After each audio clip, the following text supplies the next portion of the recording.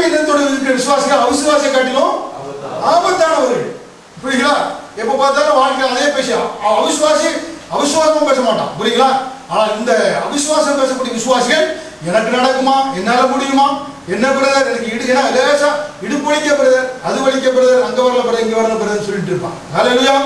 அதனால நம்முடைய வாழ்க்கையில வளர்ச்சி என சிறந்து விளங்க வேண்டும் என்றால் எண்ணங்கள், மனதில் இருக்கக்கூடிய இந்த எல்லா எண்ணங்களும் உடைக்கப்பட வேண்டும். ஹல்லேலூயா. அது உடைப்பதற்கு என்ன செய்யணும்? தேவனுடைய வார்த்தை கொண்டு தான் என்ன செய்ய முடியும்? உடைக்க முடியும். இப்படி பழைய வாழ்க்கை எண்ணங்களை எல்லாம் நம்ம என்ன செய்ய வேண்டும்? இல்லைன்னா ஆள் சுத்தமாக மாறவே முடியாது. ஹல்லேலூயா. அப்ப நம்முடைய மனதை நம்ம என்ன செய்யணும்? கட்டுப்பாட்டுக்குள்ளாக கொண்டு வர வேண்டும். அப்ப கொண்டு வருகின்ற பொழுது இப்ப அந்த கோபுரத்தை தவற பிடிச்சிருந்தீங்க. தவற பிடிச்சது மட்டும் இல்ல, அந்த ஸ்டேட்டஸை திட்டம் போடுறான் பாருங்க, இந்த பதில் படி இப்படி வரான், இப்படி போய் இப்படி, அதே போல அவனையும் பிடிச்சிட்டீங்கன்னா சத்துருவானவன் அந்த பிசாசை கண்ட்ரோல்ல கொண்டு வந்துட்டீங்கன்னாக்க வாழ்க்கை நல்ல ஒரு பிளான், நல்ல ஒரு காரியங்கள் எல்லாம் நீங்க என்ன செய்ய தீட்ட முடியும். ஹல்லேலூயா. அப்ப நினைக்கிற அனைவர்களுக்கு ஐயோ நம்முடைய பிசாசு தான் நம்ம எண்ணங்களை சிறைப்பிடித்து வைத்திருக்கிறான்னு சொல்லி. ஹல்லேலூயா. ஆனால் பிசாசு தான் நம்ம என்ன செய்யறோம்? ஏன்னா அதுக்கு இடம் கொடுத்துருக்கோம். மனதுக்கு இடம் கொடுத்ததுனால அதன்படியாக நம்ம நடந்து கொண்டு இருக்கிறோம். ஹல்லேலூயா. அதனால இந்த வேளையில கூட நம்முடைய தேவனை அறிகிற அறிவுக்கு விரோதமாக எழும்புகிற எல்லா எண்ணங்களையும் மேட்டு மேல என்ன செய்யறோம்? சிறைப்பிடிக்க வேண்டும். அப்படி என்றால் தேவன் விரும்புகிற வாழ்க்கை வாழ்வதற்கு விரோதமாக வரக்கூடிய எல்லா காரியங்களும், நண்பர்களா சரி, ஏதோ தீ எண்ணங்களா சரி, அதை என்ன செய்ய வேண்டும்? நம்ம சிறைபிடிக்க வேண்டும். ஹல்லேலூயா. பாருங்க, சங்கீதம் 91 அதிகாரத்தை பார்க்கின்ற பொழுது அவன் என்ன சொல்கிறான்? உன்னதமானவர் மலையில் இருக்கிறவர். ஆமா, அதாவது சொல்றான் 2வது வசனம் நீங்க படிங்க. தேவன் பின்பு நான் கர்த்தரை நோக்கி சொல்லுவேன், என்ன என் அடைக்கலம், கோட்டை, என் பலத்தாரன், என்ன நான் கர்த்தரை நோக்கி நீர் என் அடைக்கலம், என் கோட்டை, என் தேவன், நான் நம்பி இருக்கிறவர் என்று சொல்லுவேன். பாருங்க என்ன சொல்றாங்க? என்னுடைய கோட்டை, அரண், நம்பி இருக்கிறவர் என்று சொல்லுவேன். ஹல்லேலூயா. சொல்லணும். சும்மா மனசுல மட்டும் நினைக்கக்கூடாது. என்ன செய்யணும்? சொல்ல வேண்டும். அநேகர் நினைக்கிறாங்க இந்த சங்கீதம் 91, 90 இதெல்லாம் நடக்குமா? என் பக்கம் வலது பக்கத்தில் 1000 பேர், இடது பக்கத்தில் 10,000 பேர் விழுந்தாலும் அணுகாது. ஏன்னா இது எல்லாம் ஒரு கவிஞன் தானே வந்து சங்கீதத்தை எழுதியிருக்கான். ஒரு கவிஞன் கற்பனையாக எழுதி வைத்திருக்கிறான் என்று நினைக்கிறான். புரியுங்களா? ஒரு கவிஞன்கிட்ட, சினிமா படம் எடுக்கிற ஒரு கவிஞன்கிட்ட என்ன சொல்லுவாங்கன்னாக்க, சீனை சொல்லிடுவாங்க. கதாநாயகி வாய்க்கா வரக்குள்ள ஓடி வந்துட்டு இருக்கான். ஏன்னா பாட்டு எழுதுறான்னா அவன் எழுதுவான், ஏதோ ஒரு பாட்டை எழுதி வைப்பான். புரியுங்க? சீனை சொல்லிடுவாங்க, அதுக்கு தக்க ஒரு பாட்டை எழுதி வைப்பாங்க. ஆனா இந்த சங்கீதக்காரன் சங்கீதம் 90, 91 எழுதிய சங்கீதக்காரனாகிய மோசே தன் வாழ்க்கையில அனுபவித்து அதை எழுதுகிறான். அனுபவத்தை அப்படியாக கவிதையாக எழுதி வைத்திருக்கான். சீனத்தக்கடையாக வந்து கவிதை எழுதுல. ஹல்லேலூயா. இஸ்ரவேல் ஜனங்களை எகிப்திலிருந்து அடிமைத்தனத்தில் வெளியே கொண்டு வந்து வனாந்தரத்தில் வந்த பொழுது எத்தனை எதிரிகள் வந்தாங்க. என் பக்கத்தில் வலது பக்கத்தில் 1000 பேரும், இடது பக்கத்தில் 10,000 பேர் இருந்தாலும் என்னை அணுகாது. அதை அனுபவித்தேன்.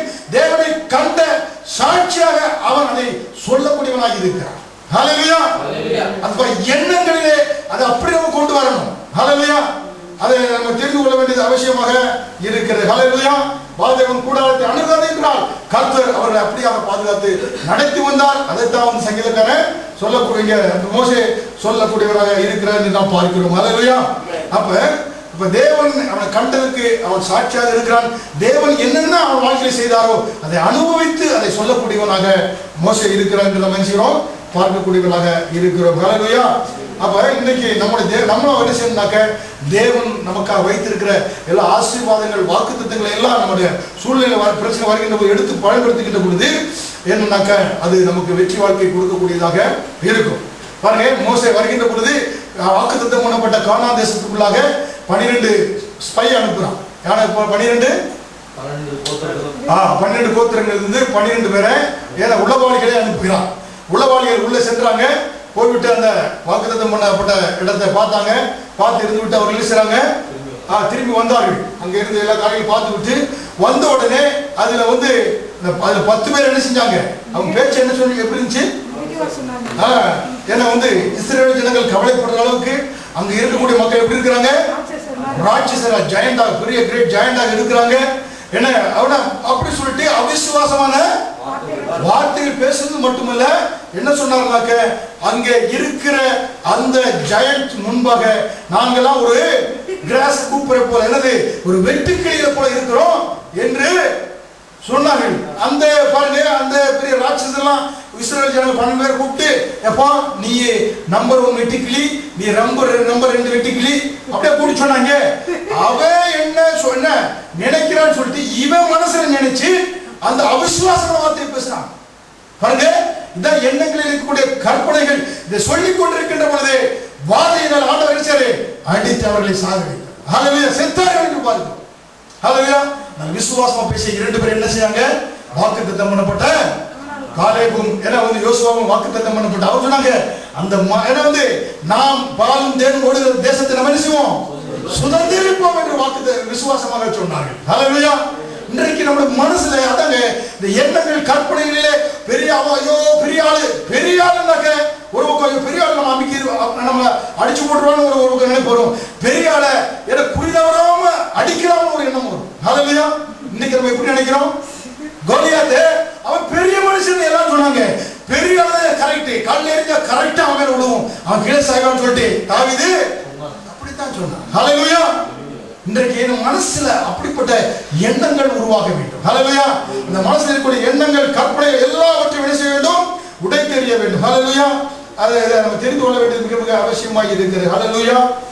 அப்ப இன்னைக்கு விசுவாசிகள் அப்படித்தான் இருக்கிறாங்க. அநேகர் இந்த எண்ணங்களில் மாற்றம் வருகின்ற பொழுது கர்த்தர் நமக்கு வெற்றியுள்ள வாழ்க்கையை கொடுக்கக்கூடியவராக இருக்கிறார். ஹல்லேலூயா. உங்களை குறித்து நீங்க நினைக்கணும், நான் பெரிய மனிதனா மாற போறேன், கர்த்தர் என்னை உயர்த்த போறேன். இந்த வருஷம் இப்படி இந்த 2012 பிப்ரவரி மாசம் வந்திருக்கிறேன், கர்த்தர் எனக்கு வாக்குத்தத்தம் கொடுத்திருக்காரு. என்ன வாக்குத்தத்தம் கொடுத்திருக்காரு? வருடத்துல வாக்குத்தத்தம். நம்ம பிப்ரவரியில ஒரு வாக்குத்தத்தம் வந்திருக்கு, அமோக விளைச்சி. அநேகருக்கு அந்த வசனம் புரிய கொஞ்சம் கஷ்டமா இருக்கு. எனக்கு ஆரம்பத்தில் என்ன இப்படி ஆண்டவரே, உழுகிறவருக்கு அவங்களே அறுக்கிறவருக்கு அவங்க உழுகிற வந்துடுறான், உழுதுக்கு அப்புறம் ஆலைகளிலே திராட்சை ஆலைகள்ல மண்மேடுகள்லாம் முதாயி கரை புரண்டு ஓடுகிறது அப்படின்னு பார்த்தா அதை அலசி பார்க்கும்போது ஏன்னா அமோக விளைச்சலை அறுக்கிறான். ஏன்னா அவன் 10 நாள் அறுக்கணும் 100 மூட்டை, ஆனால் அந்த வருஷம் அவனுக்கு 200 மூட்டை வந்துருச்சு. 10 நாள் அவனை அறுக்க முடியல. அதுக்குள்ள உழுகுற மாட்டான், எப்பா சீக்கிரம் இல்லப்பா இந்த 200 மூட்டையா இருக்கு, சீக்கிரம் நான் கொண்டு போற அளவுக்கு ஒரு அமோக விளைச்சல். அதான் கர்த்தருடைய வாக்குத்தத்தம். ஹல்லேலூயா.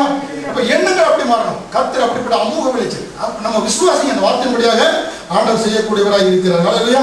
வீட்டில் உட்கார்ந்து சும்மா உங்களை குறித்து தோல்வி எண்ணங்களை நினைத்துக் கொண்டிருக்க கூடாது. ஹல்லேலூயா. அப்படி நீங்க நினைச்சீங்கன்னா இஸ்ரவேல் ஜனங்கள் என்ன நினைச்சாங்களோ அதை போலதான் நீங்க நினைச்சிட்டு இருக்கீங்க. ஹல்லேலூயா. வாழும் தேவன் ஓடுற தேசம் என்ன நினைக்கிறாங்க, ஐயோ எனக்கு உம்மட்டியா கையா எரிச்சி இல்லையா அப்படி நினைக்கிறாங்க. நாங்க வனாந்திரத்துல சாகவா எங்களை கூட்டு வந்தேன், அப்ப சாகு வாயில் என்ன இருந்துச்சு, சாகவா கொண்டு வந்தோம். அரண் உண்டாயிருச்சுல, மரணம் ஜீவன் ஆவின் அதிகாரம் இருக்கு, மரணத்தை தான் அடிச்சுட்டாங்க. புரியல. கர்த்தர் மோசையை அழைத்த பொழுது 40 வருஷம் பார்வோன் அரண்மனையில் இருந்தார். 40 வருஷம் அவருடைய மாமனாராகிய ஜெத்ரோ அங்க ஆடு வைத்துக் கொண்டிருந்தான். கர்த்தர் அழைத்த பொழுது ஐயோ என்னால முடியாது, ஏன்னா சொல்றான் எது எனக்கு லாய்க்கல, என்னால் முடியாது மாதிரிதான் கானான் தேசத்துல போக முடியல. ஆரம்பத்துல முடியாது, கடைசி என்னது முடியல. எதை நம்ம சொல்றோம் அதை நடக்கக்கூடியதாக இருக்கிறது. ஹல்லேலூயா. இன்றைக்கு உங்களை நீங்க எப்படி நினைக்க இருக்கிறீங்க? ஹல்லேலூயா. இன்னைக்கு மனசு குறைந்து போல இருக்கிறதுனால தான் அங்கங்க அதச்சலாம் எதச்சலாம் சொல்லி தாவிக்கொண்டு இருக்கிறது. ஹல்லேலூயா. புரியுங்களா? அதனால உங்களை குறித்து ஏன்னா நீங்க தவறா அந்த பிரதர் நினைக்கிறார், இவர் இப்படி நினைக்கிறார் நினைக்க கூடாது. இஸ்ரவேல் ஜனங்கள் போல அந்த ராட்சசர்களுக்கு அங்க வெட்டுக்குழி போல இருக்குன்னு சொல்லிட்டு அவங்க ஒவ்வொருத்தரை கூட்டு லிஸ்ட் போட்ட கொடுத்தான். ஏப்பா இந்த லிஸ்ட் நீ இப்படி அப்படி இல்லை, இவங்களே நினைச்சுக்கிட்டாங்க. இன்றைக்கு நம்ம பிடிச்ச அந்த பிரதர் என்னை ஒரு மாதிரி தாழ்மையா நினைக்கிறார், இந்த அக்கா இப்படி நினைக்குது, ஏன்னா இந்த தங்கச்சி நீ எப்படி நினைக்குது, என்ன செய்ய நினைக்கிறோம், லிஸ்ட் போட்டு நினைச்சு அது அரணாக மாறி கோட்டையாக மாறி ஆவிக்குரிய வாழ்க்கை எழுந்து பிரகாசிக்காதபடி தோல்விக்குள்ள நம்ம என்ன செஞ்சிருச்சு கொண்டு போய் விட்டது. ஹல்லேலூயா. பயத்தின் எண்ணங்கள். அதனால தான் நம்ம இதெல்லாம் மனசுல வைக்க கூடாது. ஹல்லேலூயா. அப்ப வாழ்க்கையில் கணவன் மனைவி வாழ்க்கையில் சரி பயங்கள் சந்தேகங்கள் எல்லாவற்றையும் நம்ம எடுத்து போட வேண்டியது மிக மிக அவசியமாக இருக்குது. ஹல்லேலூயா. ஆண்டவர் உண்மை போல நீ ஆவியாக மாற்றும், நான் உங்களுக்குள் நிலைச்சிருப்பேன், ஆவிக்குரிய கனிகளை நான் கொடுப்பேன் என்று சொல்ல வேண்டும். ஹல்லேலூயா. இதுதான் மிக மிக முக்கியம். ஹல்லேலூயா. அதனால நாம் நம்மை குறித்து நம்ம பேச வேண்டும், நன்றாக பேசணும். அப்போஸ்தலன் பவுலை குறித்து பார்க்கின்ற பொழுது அவர் பாத்தீங்கன்னாக்கா அப்போஸ்தலன் பவுல் கலாத்திர அதிகாரத்தில் பாத்தீங்கன்னாக்கா அவர் சொல்றாங்க, உண்மையிலே அப்போஸ்தலன் ஆண்டவரால் அழைக்கப்பட்ட 12 12 அப்போஸ்தலர்கள் இவன் ஒரு அப்போஸ்தலன், ஆண்டவரால் தெரிந்து கொள்ளப்பட்ட 12 அப்போஸ்தலர்கள் இவன் ஒரு அப்போஸ்தலன் என்று அவர்கள் சந்தேகம் எழுந்த பொழுது பவுல் சொல்றான், என்னுடைய தாயின் கற்பத்தில் இருக்கின்ற பொழுதே என் தேவன் என்னை தெரிந்து கொண்டார். என்ன சொல்றாரு பாருங்க, எப்ப நீங்க என்ன சொல்ற எனக்கு முக்கியம் இல்ல, என் தாயின் கற்பத்தில் இருக்கின்ற பொழுதே தேவன் என்னை தெரிந்து கொண்டார். ஹல்லேலூயா. பவுலுக்கு தன்னை குறித்த ஒரு செல்ஃப் ரெஸ்பெக்ட், ஒரு கண்ணியம் அவருக்கே இருக்கு. நான் யார் என்பது அவருக்கு தெரியும். அந்த பிறகு அவர் நினைக்க அதை பத்தி நமக்கு என்ன தேவையில்லை, கவலை இல்லை. கர்த்தர் என் தாயின் கற்பத்தில் என்ன செய்திருக்கார், என்னை முன்குறித்து இருக்கிறார். ஹல்லேலூயா. அவருடைய எண்ணங்கள் என்னை ஒரு மனிதன் என்று அங்கீகரிக்க தேவையில்லை. என் கர்த்தருக்கு தெரியும் நான் யார் என்று. ஹல்லேலூயா. அதனால சொல்றார், புத்தியுள்ள கலாத்தியரே என்று சொல்லி கலேசியர் குறித்து அவர் வந்து சொல்றாரு. அதனால நான் மனுஷரை பிரியப்படுத்தல, கர்த்தரை பிரியப்படுத்தக்கூடிய ஊழியக்காரனாக நான் இருக்கிறேன் என்று சொல்கிறார். ஹல்லேலூயா. மனுஷன் நம்மளை குறித்து என்ன நினைச்சா நம்ம என்ன செய்ய வேண்டியதில்லை, அது நம்ம வாழ்க்கை பாதிக்க கூடாது, எண்ணங்களை பாதிக்க கூடாது, வாழ்க்கை முன்னேற்றத்துக்கு தடையாக இருக்க கூடாது. ஹல்லேலூயா.